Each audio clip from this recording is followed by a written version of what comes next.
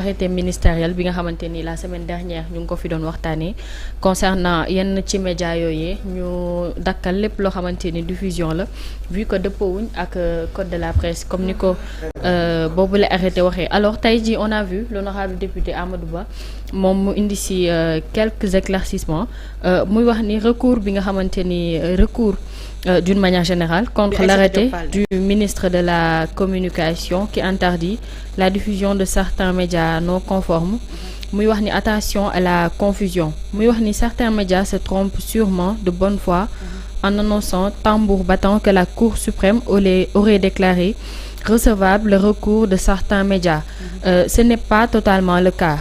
En matière de référé, la Cour suprême n'a pas la tradition de juger la recevabilité et le font par des décisions séparées. Elle statue d'un seul contenant sauf en cas d'irrecevabilité manifeste du recours.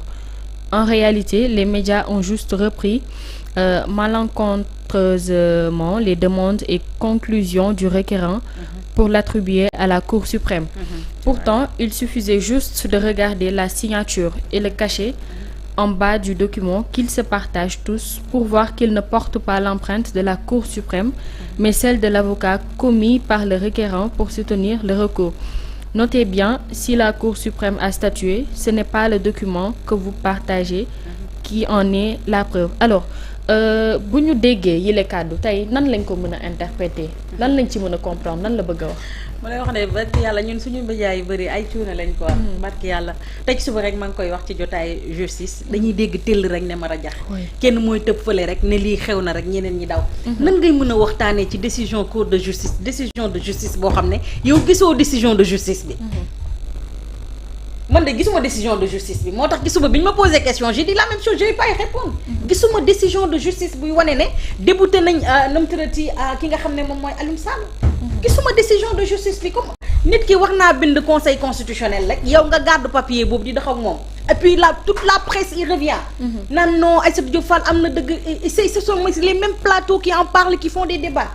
il a suffi que benn député ñëw wax ne lii du décision conseil constitutionnel pour affaire yi nit ñi ëlbatikuwaat. mais c'est quoi le rôle des journalistes maintenant. c'est quoi le rôle des journalistes. ñun est-ce que ñun ci plateau télé léegi am nañ ay journalistes. je ne pense pas est-ce que dinañ jël le temps def li leen war. gestu. ñun de bi ñuy jàng loolu la ñuy wax dañoo war a gestu. information da nga koy gestu vérifier ko. mais journaliste su léegi da ngay dégg teel rek ne ma rajax. man quand on m'a dit Aïssatou Diop Fall am na ndam je me suis dit mais ana décision de justice bi. ñu montré loolu ma montré ma ne la lii du décision de justice. et heureusement il a fallu que ne benn député wax ko ñëpp doog di koy reprendre ñuy doog di xam ne lii du décision de justice. Oui, pour revenir à la raison. mais qu'est-ce qui se passe ci presse sénégalaise lan moo fi xew plateau télé yi lan moo fi nekk di xew lañ làmbatu ñu wax ñu léegi ñun lan mooy suñu liggéey. je ne comprends absolument rien du tout. tey ma jabal su ko neexee xëy joxee nu mu tëddee loo xamante ne fausse information la tout le monde va reprendre cela. parce que ma jabal moo ko bind.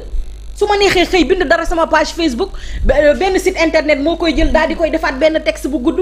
après kenn yow nga toog ci plateau télé bi lire ko après ñun ñu toog débat ko. c'est tellement facile aujourd'hui de manipuler le nu mu tëddee la presse sénégalaise.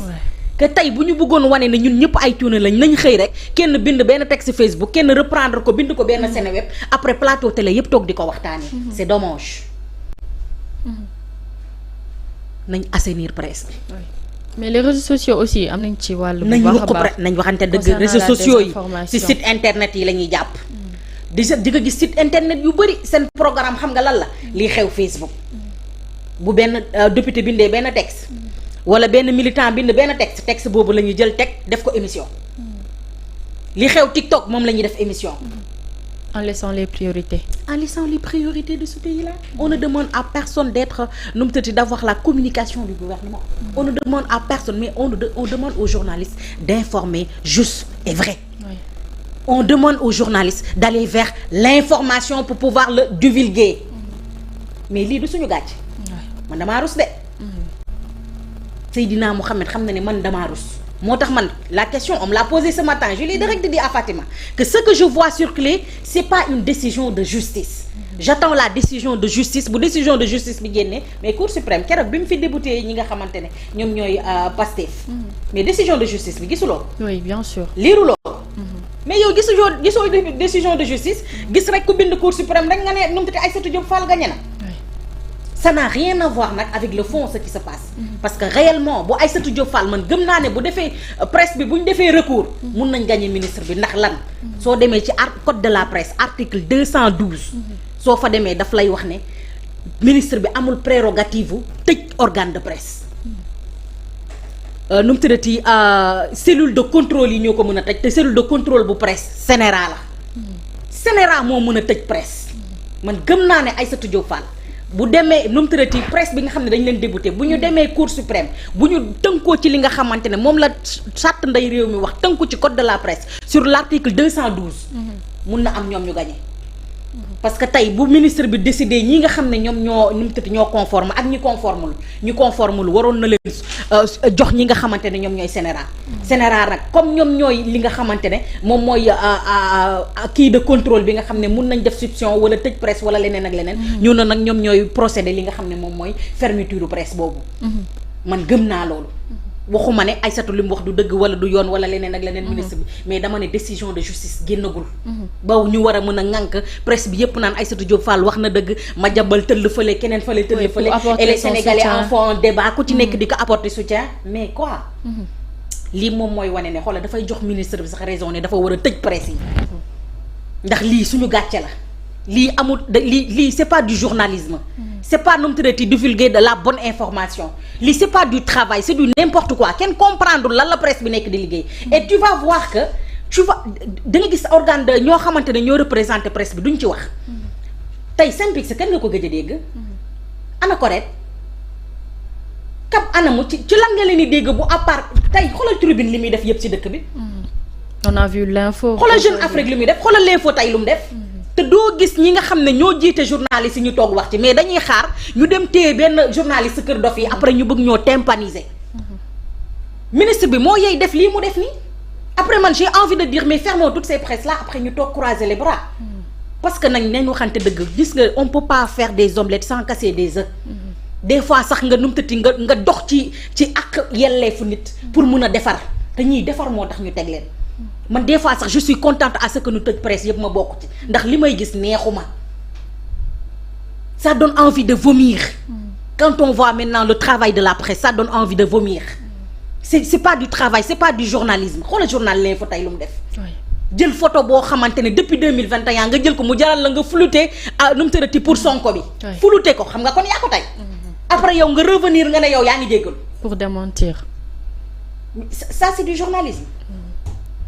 nga jël tribune léegi moom defatul du journalisme kaa lay def xëy naan Ousmane Sonko ñee dañoo deefale moom mu demoon arena di fekk mel ni Ouleyma ak maman bu toog di kaana yow gis nga Ousmane Sonko yow ñii deefali mu dem arena loolu c'est du journalisme. du tout. mais dama man des fois damay ne man fan laa yeewoo au fait est-ce que man Sénégal laa yeewoo. est-ce que man bi may man dama ne sama année yi ma dem fay ko pour ma jàng journaliste communication man dama ko sànni ci mbalit mi au fait. et on n'entend pas les vrais journalistes. maman tey boo demee tapé internet na journaliste du sa photo ngay gis yow. on va te montrer des personnes yoo xamante ne ce sont des guignols au fait ñoom ñoo nekk au devant de la scène. et c'est eux qui mènent la danse.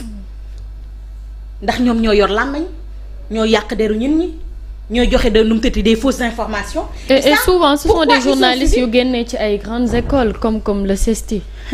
mais Ndiaye Avion CESTI la génnee mais est-ce que aujourd'hui ce qu'elle donne comme information man peut-être nu mu tëddee est-ce que satisfaire na ma non ça me satisfait pas.